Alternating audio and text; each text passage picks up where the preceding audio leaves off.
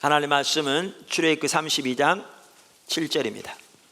여호와께서 모세에게 이르시되 너는 내려가라. 내가 애굽 땅에서 인도하여 낸 내 백성이 부패하였도다. 그들이 내가 그들에게 명령한 길을 속히 떠나 자기를 위하여 송아지를 부어 만들고 그것을 예배하며 그것에게 제물을 드리며 말하기를 이스라엘아 이는 너희를 애굽 땅에서 인도하여 낸 너희 신이라 하였도다. 여호와께서 또 모세에게 이르시되 내가 이 백성을 보니 목이 뻣뻣한 백성이로다. 그런즉 내가 하는 대로 두라. 내가 그들에게 진노하여 그들을 진멸하고 너를 큰 나라가 되게 하리라. 모세가 그의 하나님 여호와께 구하여 이르되 여호와여 어찌하여 그 큰 권능과 강한 손으로 애굽 땅에서 인도하여 내신 주의 백성에게 진노하시나이까. 어찌하여 애굽 사람들이 이르기를 여호와가 자기의 백성을 산에서 죽이고 지면에서 진멸하려는 악한 의도로 인도에 내었다고 말하게 하시려 하나이까. 주의 맹렬한 노를 그치시고 뜻을 돌이키사 주의 백성에게 이 화를 내리지 마옵소서. 주의 종 아브라함과 이삭과 이스라엘을 기억하소서. 주께서 그들을 위하여 주를 가리켜 맹세하여 이르시기를 내가 너희의 자손을 하늘의 별처럼 많게 하고 내가 허락한 이 온 땅을 너희의 자손에게 주어 영원한 기업이 되게 하리라 하셨나이다. 여호와께서 뜻을 돌이키사 말씀하신 화를 그 백성에게 내리지 아니하시니라. 아멘. 우리가 지금 주일 낮 시간에 기초 성경 공부 교재 제가 쓴 2권 이렇게 살펴보면서 우리 신앙이 어떻게 처음부터 끝까지 하나님과의 친밀한 교제인가, 즉 하나님을 아는 것인가, 그리고 하나님을 아는 일에서 자라나려면 어떠한 요소들이 필요한가라는 부분들을 살펴보고 있습니다. 우리의 신앙, 우리의 구원은 단 한마디로 하나님을 아는 것이기 때문에요, 우리는 구원받는 그 순간부터 하나님 앞에 가는 그날까지 우리의 초점은 하나님을 더욱 아는 것이 되어야 합니다. 그런데 하나님을 아는 것에 있어서 가장 중요한 요소 중에 하나가 기도입니다. 그래서 우리가 예배, 말씀 묵상, 또 이 기도 살펴보고 있는데요, 사실은 오늘부터는 하나님 나라를 위한 기도 혹은 하나님의 뜻을 위한 기도에 대해 좀 살펴보기 원합니다. 자, 첫 번째, 하나님의 뜻을 위한 기도는 하나님과의 친밀한 교제에서 나옵니다. 성경에 보면요, 하나님께서 친히 기도의 사람으로 2명을 뽑은 사람 중에 한 명이 모세입니다. 그러니까 예레미야서에 보면 그 시대가 워낙 신앙이 타락해 가지고요, 하나님께서 예레미야에게 뭐라고 말씀하시냐면 이 백성을 위하여 복을 빌지 말라. 내가 듣지 않겠다. 이 백성이 금식하며 부르짖을지라도 내가 응답하지 않겠다. 이렇게 말씀하세요. 그러면서 예레미야 15장 1절에 보면 뭐라고 말씀하시죠? 이렇게 말씀하셨어요. 여호와께서 내게 이르시되 모세와 사무엘이 내 앞에 섰다 할지라도 내 마음은 이 백성을 향할 수 없나니 그들을 내 앞에서 쫓아내 보내라. 그러니까 여기에 보면 모세와 사무엘이 하나님 앞에서 기도할지라도 응답하지 않겠다는 거예요. 그러니까 하나님이 그 많은 하나님의 종들 중에 기도의 사람으로 딱 2명을 뽑았는데 모세와 사무엘이잖아요. 하나님이 뽑으신. 그러니까 이걸 보면 가장 귀한 기도의 사람들 중에 하나가 모세였던 걸 볼 수 있다고요. 그런데 모세는 어떤 기도를 드렸느냐? 당연히 모세도 자기의 필요를 위해 기도했을지 모르겠습니다. 또 자기 아내가 아팠을 때 당연히 기도했겠죠. 고쳐달라고. 성경에 안 나와 있습니다만은.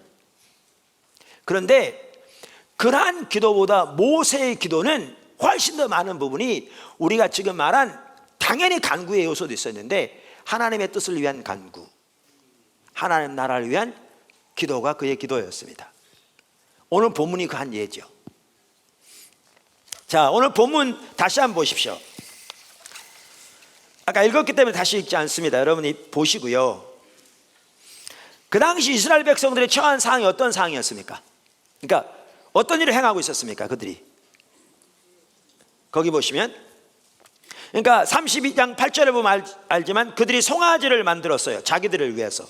그러면서 그 송아지에게 뭐하며?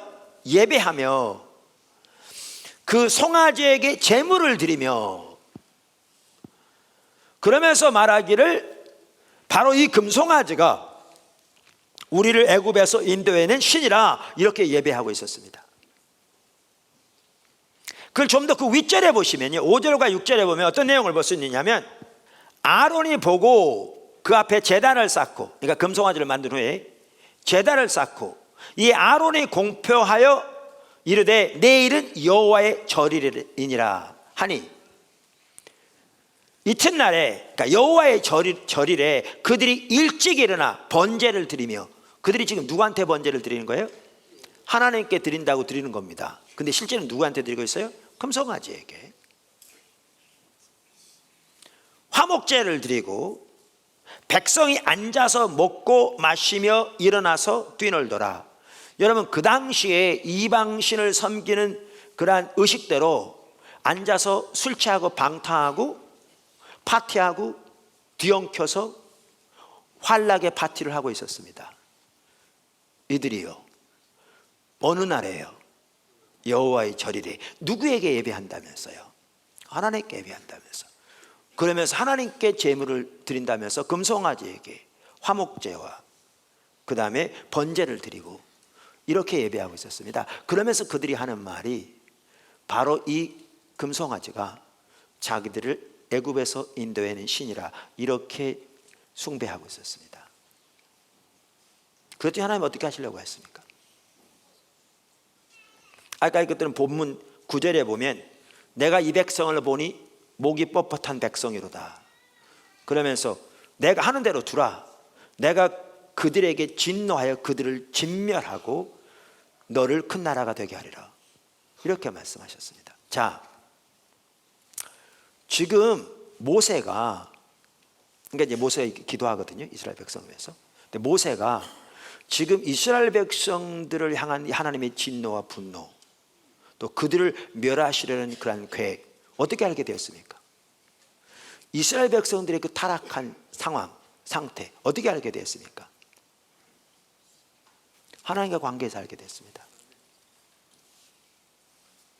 그 당시 모세는 시내산에서 하나님 앞에서 예배하며 기다리고 있었습니다. 그러니까 산 아래서 어떤 일이 일어나고 있는지를 몰랐습니다, 아직.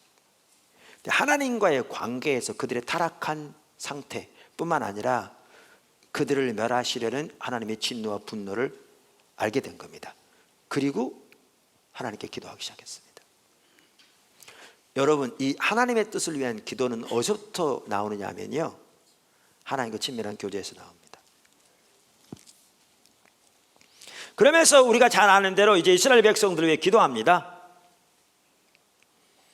하나님, 어찌하여 하나님께서 큰 권능과 강한 손으로 애굽 땅에서 인도하여 내신 주의 백성에게 진노하십니까?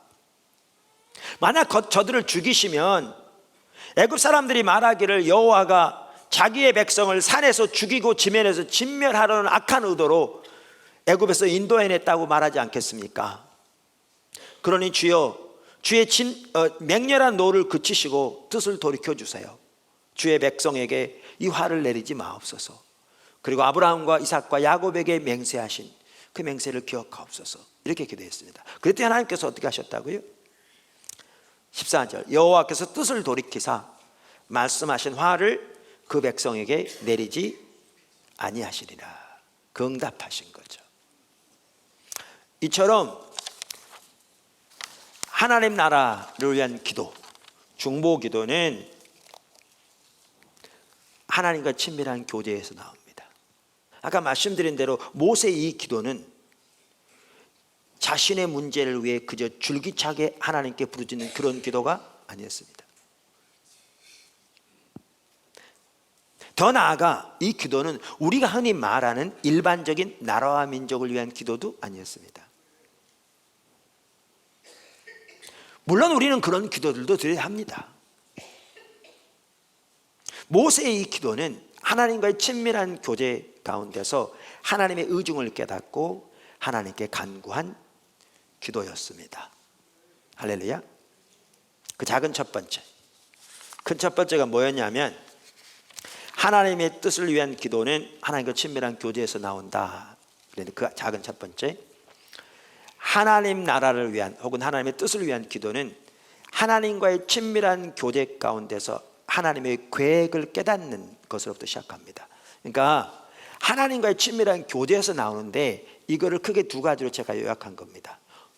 하나님과 친밀한 교제에서 나오는데 어떻게 나오느냐, 이 하나님의 뜻을 위한 기도는 하나님과의 친밀한 교제 가운데서 하나는 하나님의 계획과 뜻을 깨닫는 것으로부터 나오고요, 또 다른 하나는 조금 더 살펴보겠지만 하나님과 친밀한 교제 가운데서 자신들이 처한 현실을 인식하는 것에 대해서 인식하는 것으로부터 나옵니다. 이 두 가지. 그래서 그중 하나가 뭐냐 하면, 말씀드린 대로 하나님 나라를 위한 기도는 하나님과의 친밀한 교제 가운데서 하나님의 계획을, 뜻과 의중을, 목적을 깨닫는 것으로부터 시작합니다. 지금 살펴본 모세의 기도가 그랬습니다. 또 하나 성경에 나오는 귀한 기도의 사람 중에 하나가 누구였느냐? 다니엘이었습니다. 그 다니엘의 성경에 나오는 기도도 역시 똑같은 성격의 기도였습니다. 그 대표적인 한 가지가 어디 나오냐면 다니엘서 9장에 나옵니다. 다니엘서 9장. 여러분, 다니엘이 어떤 사람입니까? 예레미야 시대에 유다 나라가 바벨론에 의해서 멸망당했습니다. 근데 바벨론에 의해서 멸망당할 때 한꺼번에 다 멸망당하는 게 아니라 바벨론 침공이 3차에 걸쳐서 있었습니다. 그 첫 번째 침공이 서기전 605년에 있었는데, 그때 일부 유다 백성들이 포로로 잡혀갔습니다. 그 중에 잡혀간 사람 중에 하나가 다니엘과 그 친구들입니다. 그런데 거기에서 그 왕의 은총을 받아서 왕립 학교에 들어가서 장래 일꾼을 키우는 그 사관학교 같은 곳에서 교육을 받았고, 결국 그는 총리가 되었죠. 우리가 잘 아는 대로. 그 다니엘인데, 다니엘서 9장 1절에 이렇게 나옵니다. 성경을 다 보시죠. 메대 족속 아하수에로의 아들 다리오가 갈대아 나라 왕으로 세움을 받던 첫해, 곧 그 통치 원년에 나 다니엘이 책을 통해 여호와께서 말씀으로 선지자 예레미야에게 알려주신 그 연수를 깨달았나니, 곧 예루살렘의 황폐함이 70년 만에 그치리라 하신 것이니라. 보십시오.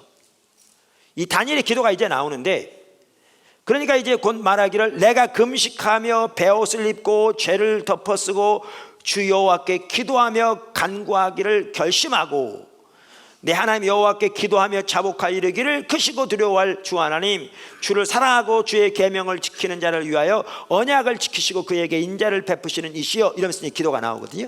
근데 이 기도하게 된 계기가 뭐였느냐? 하나님과의 친밀한 교제 가운데서, 이 경우에는 성경을 통해 하나님의 계획과 뜻과 의중을 발견한, 다시 말하면 그 시대를 향한 하나님의 목적을 발견하고 기도하기 시작했습니다. 할렐루야. 그러니까 이 하나님 나라를 위한 기도, 하나님의 뜻을 위한 기도는 하나님과의 친밀한 교제 가운데서 하나님의 계획을 깨닫는 것으로부터 시작합니다. 할렐루야.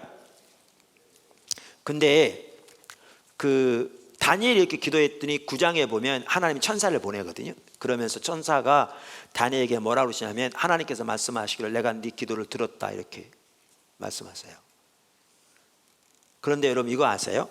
지금 여기 보니까 메대 족속 아하수에로의 아들 다리오가 그 원년이잖아요. 자, 그러면 이것에 대해서요, 그 페투라 주석에 보니까 이렇게 써 있더라고요. 여기서 다리오는 6장 1절에 이미 언급한 바 메대의 마지막 왕이며 고레소의 장인인 카악사레스 2세를 가리킨다. 따라서 그의 부왕 아하수에로는 곧 아스토아게스이다. 또한 본 구절의 원년은 다리오의 메대왕 즉위 원년을 가리키는 것이 아니라 그가 고레스에게 메대의 통치권을 임한 후 바벨론 지역만의 섭정왕으로 재즉위한 해인 BC 538년을 가리키는 것이다. 이때가 언제라고요? BC 538년. 근데 여러분 잘 아시다시피 하나님께서 그 예레미야를 통해서 70년 만에 그들이 회복될 것을 말씀하셨잖아요. 그리고 아까 그 다니엘이 기도하게 된 계기가 서책에 그랬는데 예레미야서를 가리키거든요. 그러니까 이미 이 당시에는 예레미야서가 성경으로 받아들여지고 있는 걸 볼 수 있어요. 그러면서 성경 예레미야서를 통해서 이 하나님의 계획을 발견한 거잖아요. 그렇게 기도한 거잖아요. 그런데 우리가 잘 아는 대로 역사적으로 바사왕 원년에 이제 돌아오게 되거든요. 그래서 에스라서 1장 1절에 이렇게 나와 있어요. 바사왕 고레스 원년에 여호와께서 예레미야의 입을 통하여 하신 말씀을 이루게 하시려고 바사왕 곧 고레스의 마음을 감동시키심에 그가 온 나라에 공포도 하고 조소도 내려 이르되, 그러면서 이제 이 조소를 내리거든요. 그 돌아오게 됩니다. 스룹바벨 총독 지도하에 5만 명이 돌아오게 돼요. 그 빼앗겼던 예루살렘 성전의 집기들 이렇게 다 가지고 돌아오게 되거든요. 그런데 그 에스라서 1장 1절에 대한 페트라 주석은 이렇게 말하고 있어요. 그 해에 대해서 이것은 분명히 서기전 BC 538년을 가리킨다.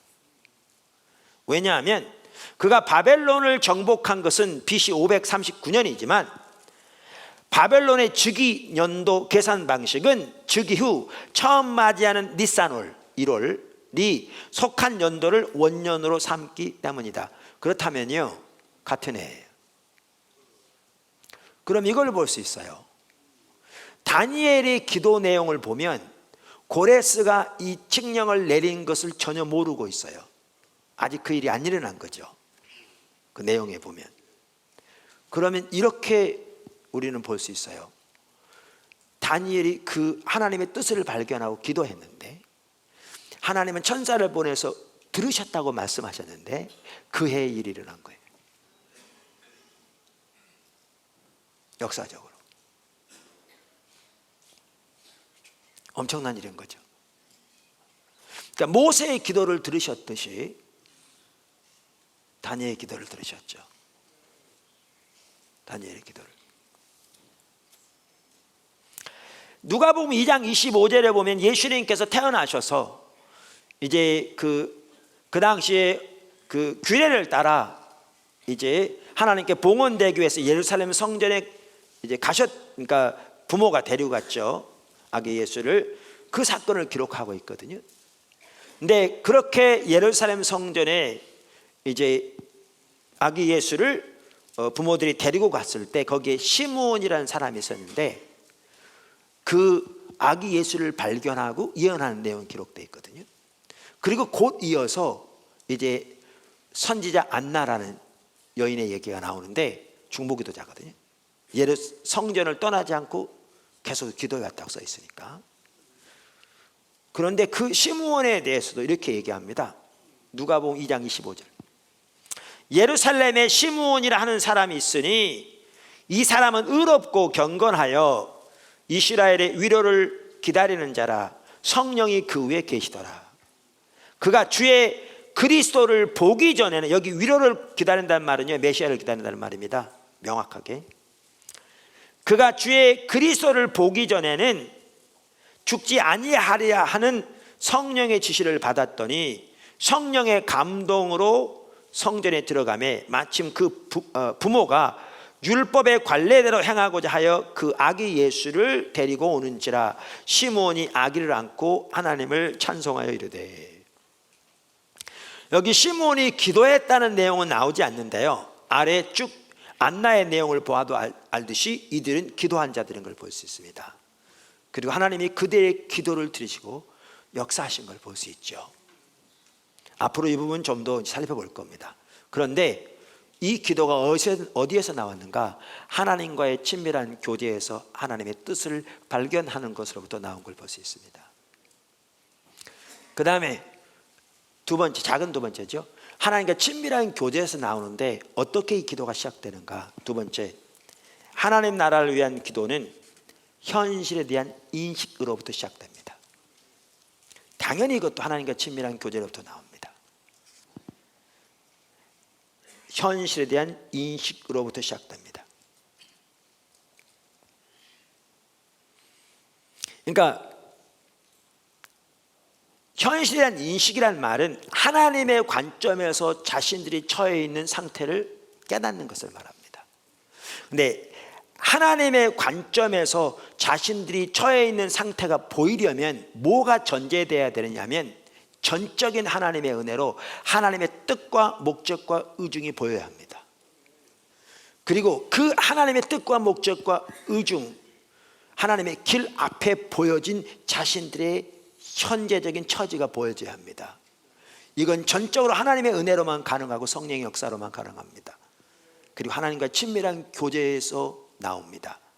그러면 하나님의 사람들은 자신들이 처해 있는 처지를 보았을 때, 그리고 하나님이 의도하신 삶이 무엇인가를 깨닫게 되었을 때, 자신들이 이렇게 하나님이 의도하신 바에서 떨어져 있는 현실의 처지가 자신들이 하나님을 떠난 죄로 인한 것임을 깨닫고 하나님 앞에 회개하며 은혜를 구하며 긍휼을 구하는 가운데 이 하나님의 뜻과 의중이 자신들의 삶 속에 이루어지기를 집중적으로 기도하기 시작했습니다.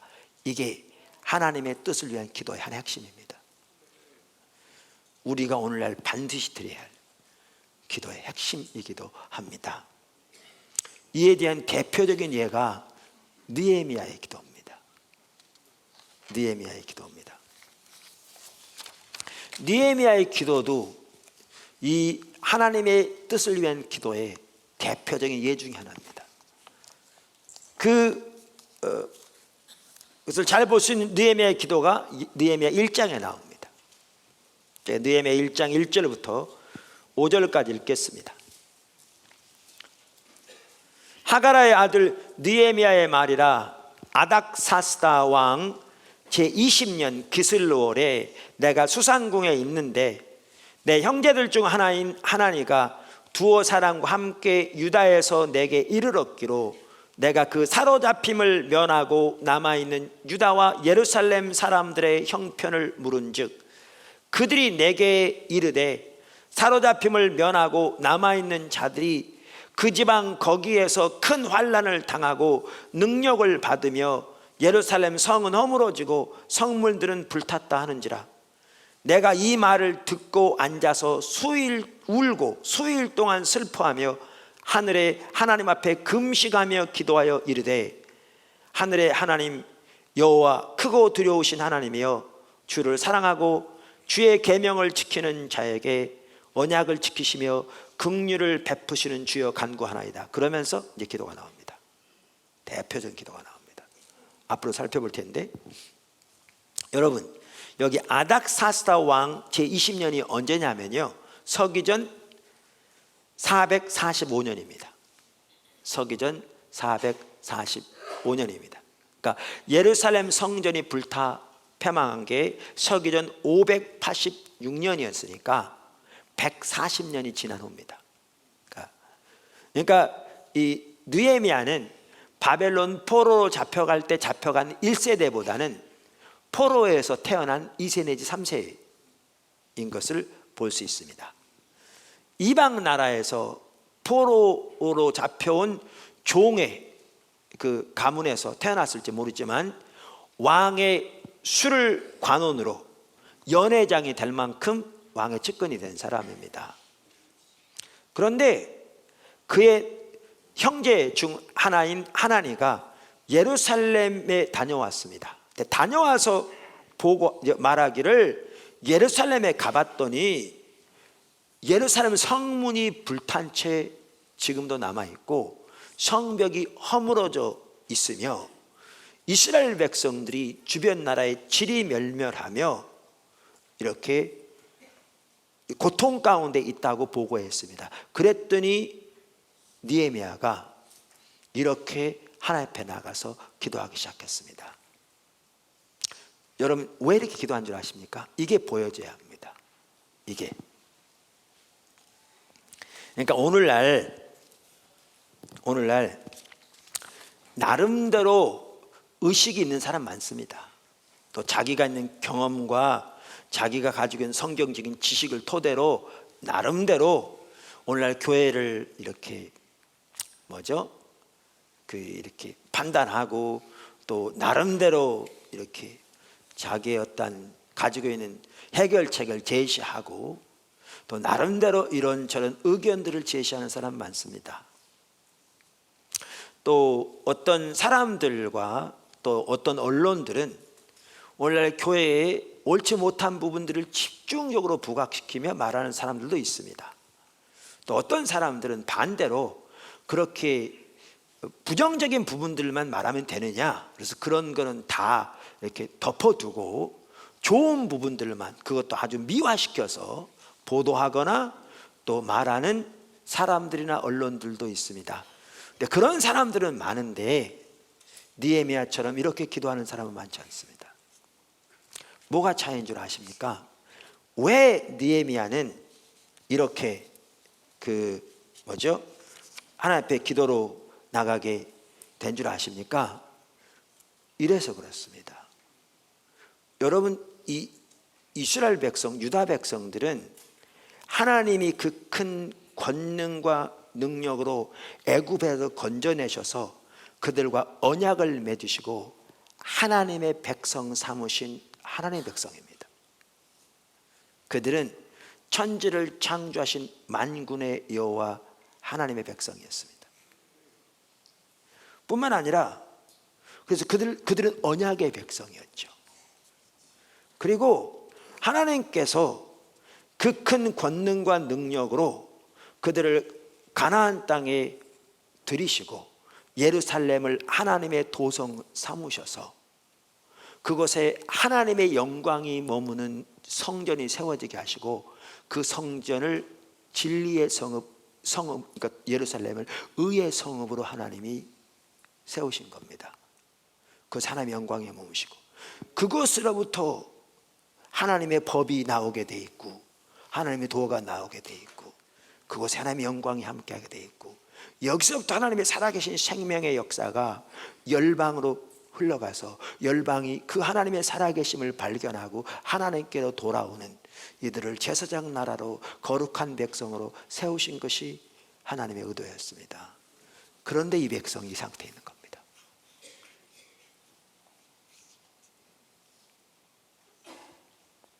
이 상태에 있는 겁니다. 성벽은 무너져 있고 성문은 불탄 채 나와 있고 하나님이 의도하신 진리의 성읍은 폐허 가운데 있다고 할 만큼 그런 상태에 있고 하나님의 영광에 머물러 그 생명이 온 열방에 덮여서 열방이 하나님께 돌아오기 위해 쓰임받도록 의도하신 제사장 나라인 그들은 세상의 조롱과 멸시와 짓밟힘을 당하는 가운데 있는 겁니다. 근데 이것이 하나님의 의도하신 이 삶에서 이들이 떨어진 것이 그들이 하나님의 법을 버리고 하나님의 길을 떠나 하나님을 등진고로 나타난 결과인 것을 인식하게 되니까 느헤미야가 금식하며 기도하며 용서와 은혜를 구하며 이 하나님의 뜻이 이루어지도록 기도합니다. 이게 느헤미야의 기도입니다. 이 기도요, 현실에 대한 인식부터 시작됐습니다.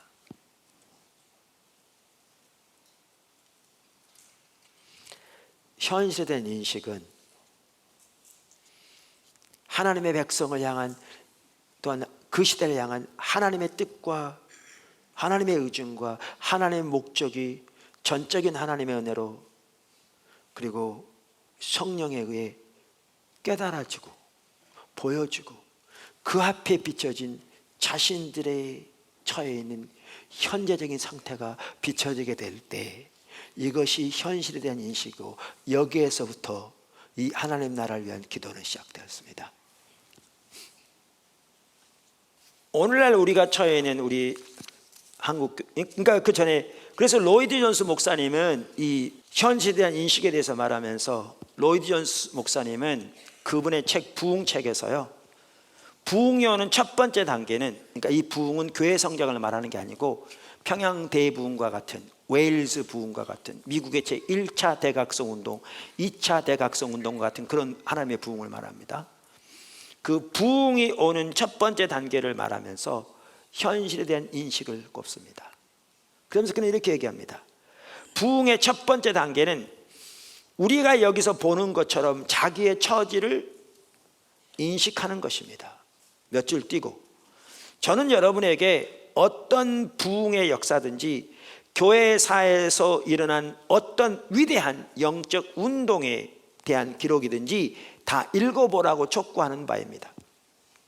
그러면 한 번도 예외 없이, 대단히 강력한 표현이죠, 한 번도 예외 없이 언제나 그러한 일이 일어났음을 즉시 발견할 것입니다. 오늘날 그런 것이 어느 정도 있기까지는 참된 부흥에 대한 소망이 전혀 없습니다. 이 현실에 대한 인식이 있기 전까지는 참된 부흥에 대한 어떤 소망도 없다는 겁니다.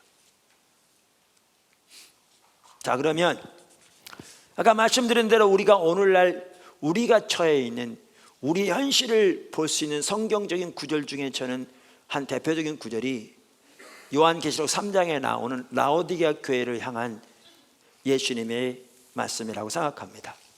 한번 보시죠. 요한계시록 3장 14절. 라오디게아 교회의 사자에게 편지하라. 아멘이시요 충성되고 참된 증인이시요 하나님의 창조의 근본이시니가 이르시되, 내가 내 행위를 아노니 내가 차지도 아니하고 뜨겁지도 아니하도다. 내가 차든지 뜨겁든지 하기를 원하노라. 내가 이같이 미지근하여 뜨겁지도 아니하고 차지도 아니하니 내 입에서 너를 토하여 버리리라. 내가 말하기를 나는 부자라 부요하여 부족한 것이 없다 하나 내 곤고한 것과 가련한 것과 가난한 것과 눈먼 것과 벌거벗은 것을 알지 못하는도다. 내가 너를 권하노니 내게서 불로 연단한 금을 사서 부요하게 하고 흰옷을 사서 입어 벌거벗은 수치를 보이지 않게 하고 안약을 사서 눈에 발라 보게 하라. 무릇 내가 사랑하는 자를 책망하여 징계하노니 그러므로 내가 열심을 내라. 회개하라. 볼지어다 내가 문 밖에 서서 두드리노니 누구든지 내 음성을 듣고 문을 열면 내가 그에게로 들어가 그와 더불어 먹고 그는 나와 더불어 먹으리라. 이기는 그에게는 내가 내 보좌에 함께 앉게 하여 주기를, 내가 이기고 아버지 보좌에 함께 앉은 것과 같이 하리라. 귀 있는 자는 성령이 교회들에게 하시는 말씀을 들을지어다. 여기 보시면요, 자, 라오디게아 교회는, 라오디게아 교회에 지금 예수님이 어디 계셨습니까? 20절에 보면 문 밖에 계셨습니다. 여러분, 이게 무슨 말입니까? 예수를 믿어 하나님의 자녀가 된 성도들의 모임이 교회인데, 라오디게아 지역에 사는 예수를 믿는 하나님의 백성들의 모임이 라오디게아 교회인데 예수님이 문 밖에 계셨습니다. 그건 뭘 의미한 줄 아십니까? 하나님의 임재가 그만큼 교회 가운데서 거쳐 있었다는 겁니다. 그건 뭘 의미한 줄 아십니까? 그만큼 예수님의 주권적인 통치가 교회에서 거쳤다는 것입니다. 그만큼 인본주의만 가득하고 종교적인 모양만 가득하다는 것입니다. 이게 라오디게아 교회였습니다. 그랬더니 그 교회를 향한 예수님의 평가가 어땠습니까? 여기 17절을 보십시오. 예수님이 그 교회를 뭐라고 말씀하셨습니까? 곤고하고 가련하고 가난하고 눈멀고 벌거벗었다, 이렇게 표현하셨습니다. 여러분, 요한계시록에 나오는 7개 교회를 향한 그러니까 7개 교회를 향한 편지가 나오는데 어떤 교회는 칭찬만 했습니다. 빌라델비아 서머나 교회와 같은. 어떤 교회들은 칭찬과 책망이 같이 있습니다. 근데 그 7개 교회 중에 단 한 교회, 아무리 칭찬하기 원하셔도 칭찬할 것이 단 하나가 없던 그 교회가 라오디게아 교회였습니다. 근데 그 교회를 향해서 하나님이, 그러니까 예수님이 이렇게 말씀하신 겁니다. 그러니까 지금 말씀드린 대로 여기 17절에 나오는 대로 곤고하고 가련하고 가난하고 눈멀고 벌거벗었다, 이거요 누구 관점에서 보는 교회의 모습입니까? 하나님의 관점에서. 근데 이 사실을 그들이 알고 있습니까? 모릅니까? 모르는도다. 그럼 본인들은 뭐라고 생각하고 있었습니까? 나는 부자라 부유하여 부족함이 없다. 여러분 보십시오. 하나님이 이 교회를 보시는 관점이 이렇게 심각한데 본인들은 이 사실을 전혀 깨닫지도 못할 뿐만 아니라 본인들은 자신들의 상태를 어떻게 생각하고 있었냐면 자신들은 부자라 부유하여 부족함이 없다고 자부하고 있었습니다. 그 지역은 산업이 발달해서 돈이 많았답니다. 그러니까 개인이 많았으니까 교회도 부자였죠. 당연히 그들은 그 모든 축복을 하나님께로 받았다고 생각했겠죠. 바로 제가 말하는 게 이겁니다. 이렇게 그들은 생각했습니다. 아까 현실에 대한 인식이 무슨 말인지 아시겠습니까? 하나님의 관점에서 본 자신들의 처지가 보여지지 않는 한 이 교회는 회복될 가능성이 전혀 없습니다. 그게 로이드 존스 목사가 한 말입니다. 처지를 인식하는 일이 없으면 어떠한 종류의 부흥의 역사도 가능성조차 없다. 라오디게아 교회를 생각하시면 된다니까요. 하나님의 관점은 이런데 본인들이 이렇게 생각하고 있는데, 이 기도를 통해 우리는 하나님의 목적과 의중, 그 시대를 향한 하나님의 계획과 뜻, 그것을 발견하고 그 뜻이 이루어지도록 기도하며 하나님의 의도하신 교회의 모습과 하나님의 백성들의 모습, 그런데 거기에서 너무나 멀리 떠나 있는 오늘날 교회와 하나님의 백성들의 모습을 보고 이것이 어떻게 하나님의 백성들이 종교적인 모양과 의식만은 남아있을지 모르지만 하나님의 존재를 다해 사랑하며 하나님 그분을 알기를 사모하며 하나님의 길에 서기를 열망하는 그 삶에서 떠나는 거로 철저히 하나님을 버리고 인본주의가 하늘을 찌르는 삶과 사역과 개인과 교회 가운데 있는 거로 이렇게 된 것을 깨닫고 그 죄를 회개하며 이 하나님의 목적하신 바가 이루어지도록 밤낮으로 때로는 금식하며 기도하며 간구하는 이 기도이기 때문에 여기에 하나님의 어느 곳보다 하나님의 마음이 부어지고 하나님의 뜻과 의중이 알려지고 하나님의 계획이 보여지고 궁극적으로 하나님 뜻이 이루어지고 그렇게 해서 더 깊은 하나님과의 친밀한 관계로 인도됩니다.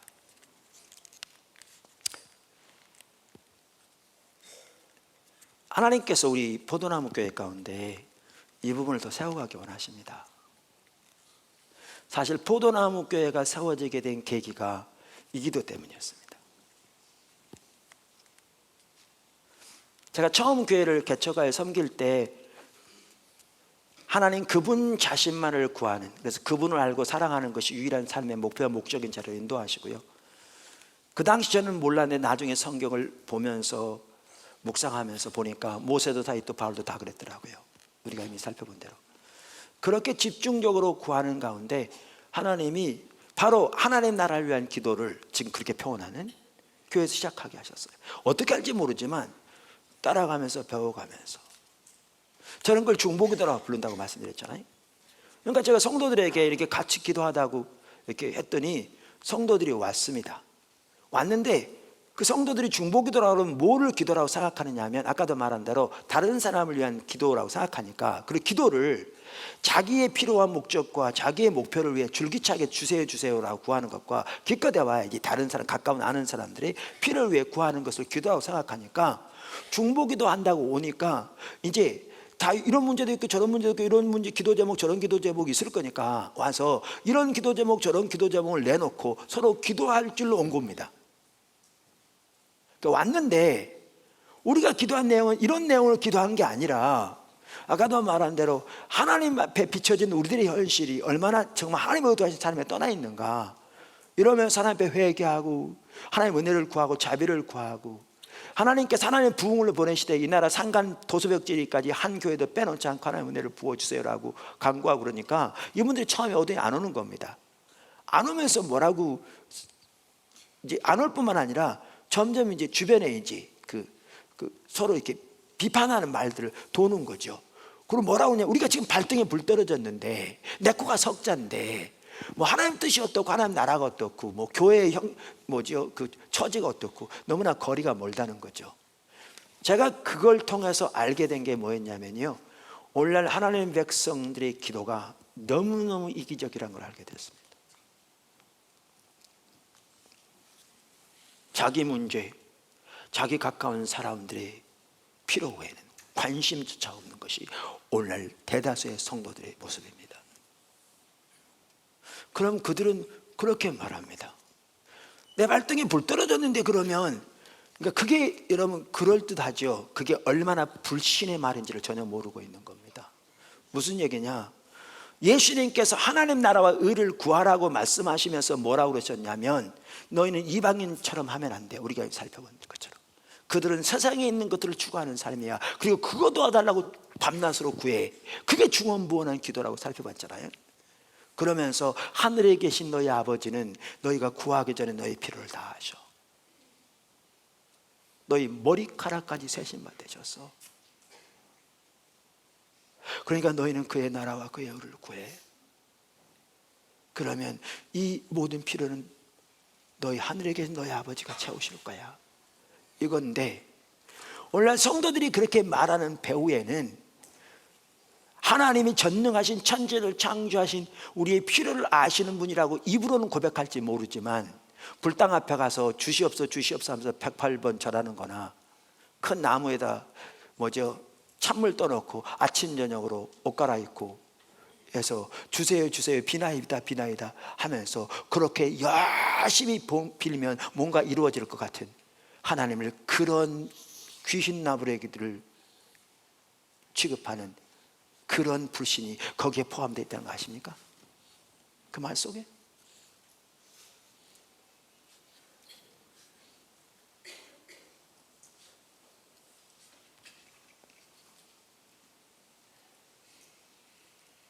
그래서 안 받아들여지니까 교회가 이렇게 평행선을 걷는 것 같더라고요. 그래서 어느 시점이 되니까 하나님께서 뭐라고 하시냐면, 됐어, 너 처음부터 다시 시작해. 그래서 생겨난 게 21년 전에 포도나무교회가 생긴 겁니다. 그래서 그 당시에요, 그렇게 나름대로 하는데도 안 되고 그런 과정에서 하나님만을 구하는 자를 돌이키게 하셨는데, 그 시점에는 교회가 한참 자리 잡고 자라나기 시작했습니다. 청년들이 모이기 시작했고요, 뭐 많은 수는 아니라도 45명 막 넘어가고 50명 막 되고 막 계속 더해지고 하면서 재정적으로 자립했고요, 건축원금 모아가기 시작했고요, 아까도 말한 대로 젊은이들 모으기 시작했습니다. 근데 하나님 의도하신 바가 안 되니까 새로 시작하라고. 그래가지고 그대로 사임하고 새로 시작된 교회가 포도나무 교회입니다. 지난 부활주일이 21주년이었습니다. 이 기도 때문에 시작된 겁니다. 이 기도 때문에. 그래서 우리가 신앙의 본질, 십자가의 복음을 듣는 것으로 만족해서는 머리만 커지고요, 이제 하나님과의 관계에서 하나님의 뜻과 의중이 보여지는 대로, 우리의 현실이 비춰지는 대로 하나님의 은혜와 긍휼을 구하여 주 앞에 서서 간구하는 그 기도를 통해 이제 우리가 하나님 안에서 자라나고 하나님과 동행하는 삶에서 자라나고, 무엇보다 우리의 기도에 응답하시는 하나님의 역사를 경험하는, 하나님 뜻이 이루어지는 그 자리에 우리가 서게 될 겁니다. 포도나무교회 모든 지체들이 그 자리에 다 설 수 있게 되기를 주님의 이름으로 축원합니다. 기도하겠습니다.